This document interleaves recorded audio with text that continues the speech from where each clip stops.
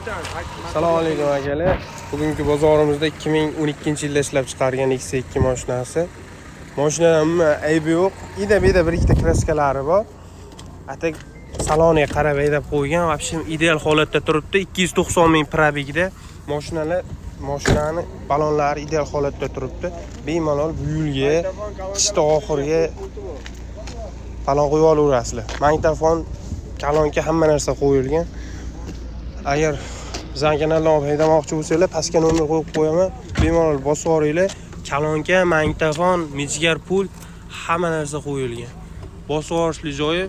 Akani o'zi aytayapti, variantga ham qilib beraman deyapti. 10 million so'm to'lov bilan, 10 million so'm boshlanish to'lov bilan variantga qilib beraman deyapti. Aka oyma-oy nech bilan to'laydi?